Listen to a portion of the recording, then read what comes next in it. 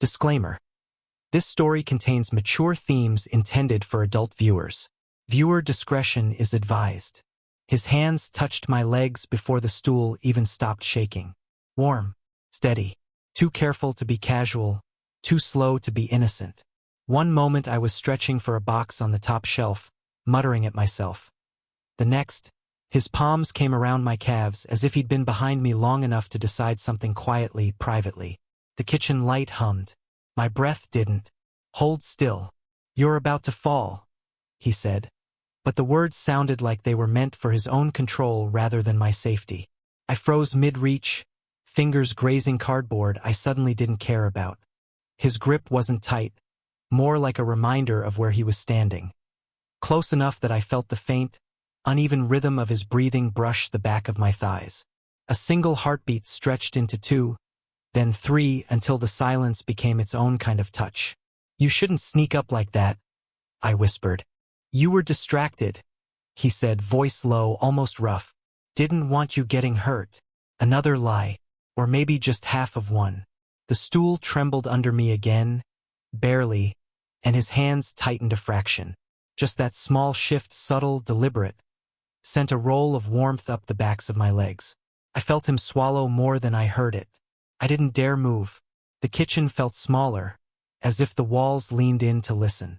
When I finally reached the box and stepped down, I expected his hands to drop away. They didn't. Not right away. Instead, they slid with slow, reluctant gravity, trailing a path that left my skin too aware, my breath too shallow. I turned toward him. He didn't step back. His eyes flicked from my face to my mouth, then away, then back again, like he was fighting with himself and losing in quiet increments. I knew that look. I'd ignored it before, pretended it meant nothing. Today it didn't look like something either of us could pretend away.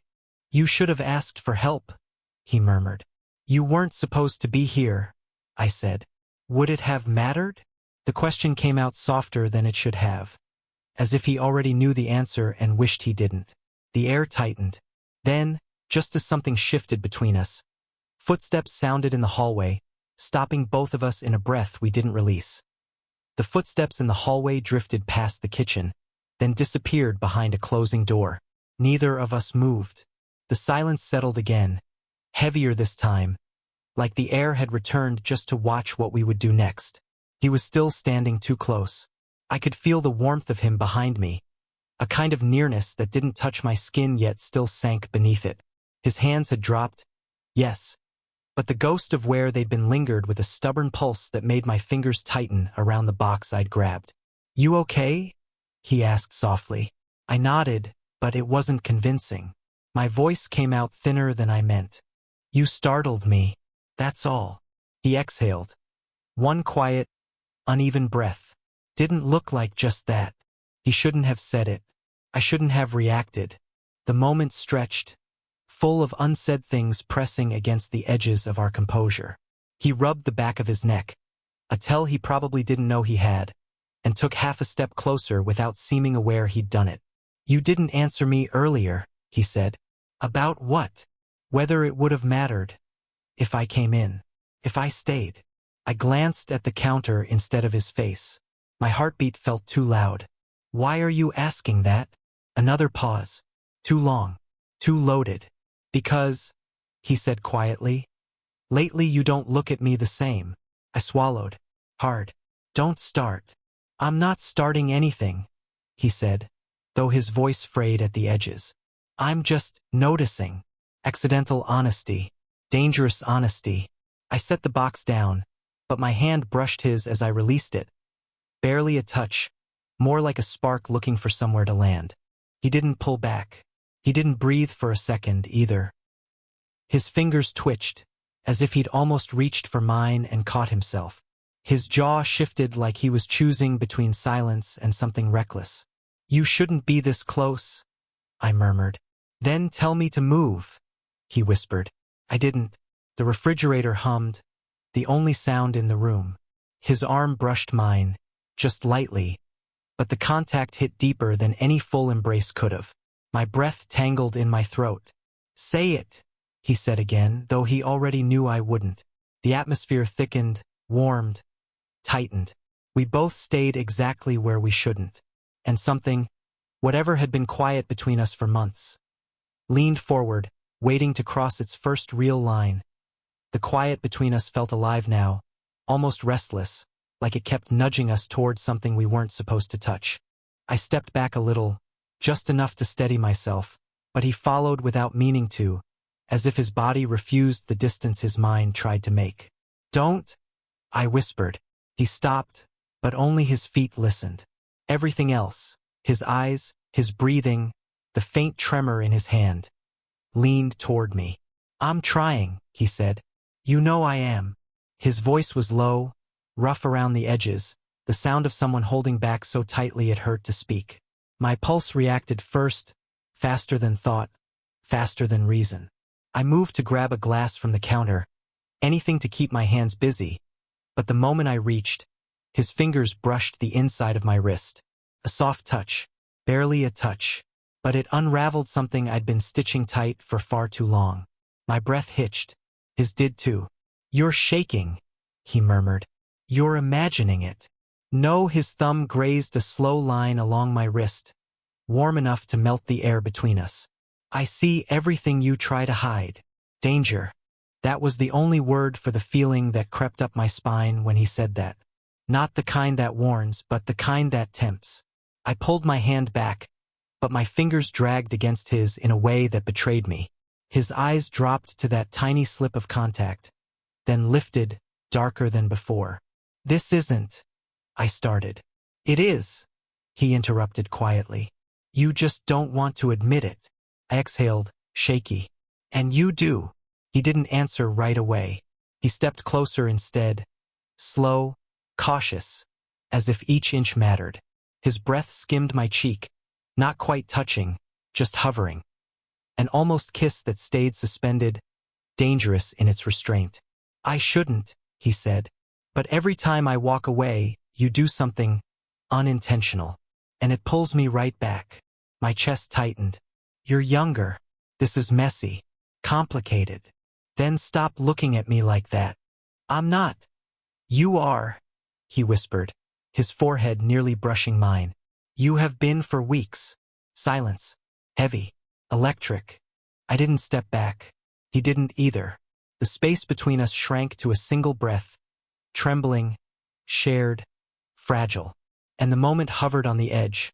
One shift, one word, one breath away from crossing the line we'd both been circling. The air felt heavier than the room deserved, as if every wall had leaned in to witness us. His breath hovered close to my cheek, a warm, trembling ghost of what he hadn't dared to do. My pulse beat too fast, too loud, like it wanted its own voice in the moment. "Say something," he whispered. "What do you want me to say?" My words came out soft, cracked open in the middle. "That I'm not imagining this," he said. "Any of it." I stepped back. He followed. It was unintentional, or maybe too intentional. My back met the counter, a quiet thud, and his breath caught at the sound, as if he realized how little space remained. "You should walk away," I murmured. "I've tried," he said. "Every time, you look at me with that calm face, but your hands." His gaze dipped to my fingers, curled tight around the edge of the counter. "They tell the truth you won't say." His hand came up slowly, hesitating midair, like he was asking permission without saying a word. His fingertips touched a strand of my hair, barely lifting it, barely brushing me. The simplest contact, the most dangerous kind. My chest rose too sharply. His eyes flickered to the movement. "You're going to regret this," I whispered. "So are you," he answered, voice shaking just enough to feel real. "But you're still here." His thumb grazed my jawline. Not a caress, not a claim, just the softest question. My breath stuttered. My fingers loosened on the counter without meaning to. "You don't understand," I said, trying to steady myself. "This isn't a game. You're younger. People will talk." "Let them," he murmured. "I'm right here." The words hung between us, warm and reckless. He moved closer, inch by inch, until the space between us was a single exhale. His hand hovered at my waist but didn't touch, the hesitation somehow hotter than contact. His breath skimmed my lips, not touching, just teasing the possibility. "Tell me to stop," he whispered. I opened my mouth. No words came out. His eyes softened, darkened, narrowed, everything at once. His forehead leaned toward mine, barely brushing, the smallest point of contact that felt like a promise neither of us had the strength to keep. The moment tightened, pulled, strained, and then the sound of a phone vibrating loudly on the table shattered the air between us. A sharp interruption cutting through the heat like a crack through glass. The air between them had become almost unbearable, thick with heat and unspoken desire. Every brush of his hand against hers, every accidental collision of knees, seemed to spark flames she hadn't known she could feel. Her chest rose and fell rapidly, and she could hear the soft, uneven rhythm of his breathing, as if it mirrored her own, close enough to ignite panic and longing all at once. She tried to step back, a flicker of reason fighting for control, but he closed the space immediately, his presence overwhelming. The scent of him, earthy, musky, was everywhere, and she realized that resisting felt heavier than giving in. His gaze lingered on hers, dark and intent, and she found herself drawn into it, unable to look away. Then, sudden, shocking, a phone rang, sharp and shrill, cutting through the tension like a knife. Her head jerked toward it, heart hammering. It was his phone, vibrating insistently on the counter. He cursed softly, running a hand through his hair, the raw edge of frustration mixing with the desire still simmering between them. For a heartbeat, reality intruded, yet even that was twisted. The ringtone had only made the tension denser, like an uninvited guest that only amplified the forbidden. She swallowed hard, trying to find her voice, but it caught somewhere between a gasp and a whisper. "We," she started, but he shook his head, silencing her without touch. His hand stayed steady on her hip, grounding her yet pulling her closer, and the way his thumb brushed her skin was maddening. A shiver ran down her spine as she realized the moment had transformed. It wasn't just a fleeting spark anymore. They were trapped in a private gravity, orbiting something neither of them could name but both could feel. Every glance, every movement seemed to escalate the risk, yet neither wanted to step away. The ringing phone had only made the air heavier, the anticipation sharper, the ache between them unbearable. And then, as she leaned slightly forward to steady herself, he caught her wrist, pulling her just enough that her body pressed against his. The proximity was electric, terrifying, irresistible.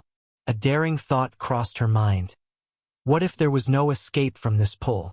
They were both breathing too fast now, the room vibrating with unspoken intent, and she realized that the interruption hadn't stopped anything. It had only made them hungrier, more desperate. Outside, the faint sound of footsteps approached, almost mocking them. A boundary was closing in, yet neither of them had any intention of stepping back. And in that charged, impossible silence, she felt it. Everything about the next second could change them forever. The room seemed to shrink around them, every surface, every shadow pressing them closer together. Their breaths mingled, hot and ragged, and she could feel the electric pull of him in every inch of her body. Her hands trembled as they brushed against his chest, the subtle tension of muscle beneath her fingers sending sparks shooting through her. He leaned closer, his lips hovering just at the edge of hers, a heartbeat away from something neither had fully allowed themselves to admit. The world outside, the faint sounds of a distant car, the ticking of a clock, vanished. There was only the weight of him, the scent of him, and the undeniable gravity pulling them together.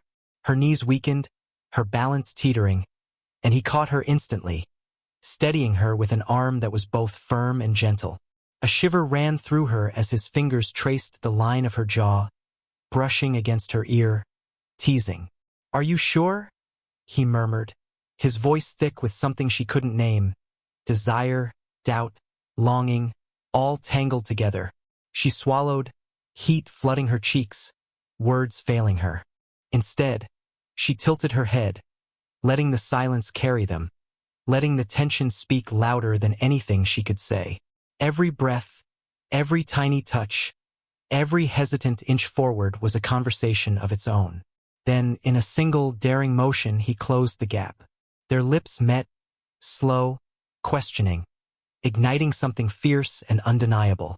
Her hands tangled in his hair, pulling him closer as the rest of the room disappeared. She could feel the rapid pulse of his heartbeat against hers, matching, synchronizing, overwhelming. Time fractured, moments blurred into sensation. The press of bodies, the heat, the trembling, the whispered murmurs, neither of them fully formed. It was chaos and clarity all at once. Terrifying, intoxicating, impossible to escape. And just when the intensity reached its peak, reality struck with a jolt. A crash echoed from the other room. The shelf she had been reaching for had toppled, sending a loud, clattering mess that pulled them both out of the orbit of desire. They froze, chests heaving, eyes locked in a moment suspended between embarrassment, exhilaration, and the undeniable truth of what had just happened. For a fleeting second, the world seemed to wait with them, holding its breath. And in that charged silence, she realized the depth of the pull between them. The impossible, magnetic tension that neither of them could ignore, no matter the consequences. The next move, the next touch, the next word. They would either cross the final line or step back forever. The room was quiet now, the chaos of the fallen shelf a stark contrast to the storm that had just passed between them. They stood there, chest to chest, hands still brushing, eyes locked in a haze of lingering heat and unspoken words. Every breath they took seemed to hang in the air, heavy and charged, as if the world outside had been erased entirely. She leaned her forehead against his, just for a moment, letting the tension melt into something warmer. Something that wasn't just desire, but connection. His hands remained on her hips, steadying, grounding, while her fingers traced the line of his arms, memorizing the way his muscles flexed beneath her touch. Neither spoke. Words felt fragile, unnecessary. A soft laugh escaped her lips, almost breathless. "We survived that," she whispered, teasing and vulnerable at the same time. He smiled, a slow, knowing curve that made her chest flutter. "Barely," he replied, his voice low, intimate. The electricity between them hadn't vanished. It had transformed. No longer just a storm of passion. It was something deeper, a magnetic pull that hummed with understanding, curiosity, and a reckless willingness to see where this could go. She could feel the warmth of him radiating through her, the quiet strength in his touch, the way he had held her when the moment had almost collapsed. Her hand found his cheek, brushing lightly, memorizing the contour, the subtle stubble.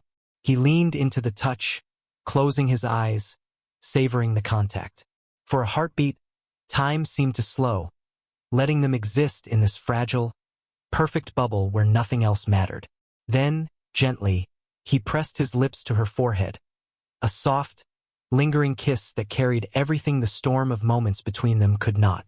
She closed her eyes, letting herself feel it all, the tension, the desire, the thrill, the comfort.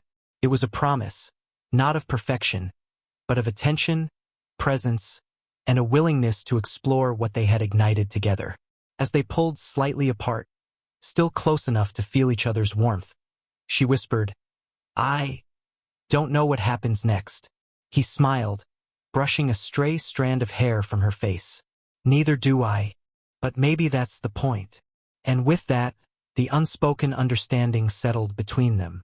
The air still held a simmering fire, a quiet invitation to return to each other. The story wasn't finished. It would continue, but in that moment, they chose to simply exist together, suspended between desire and tenderness, each heartbeat a testament to the connection they had discovered.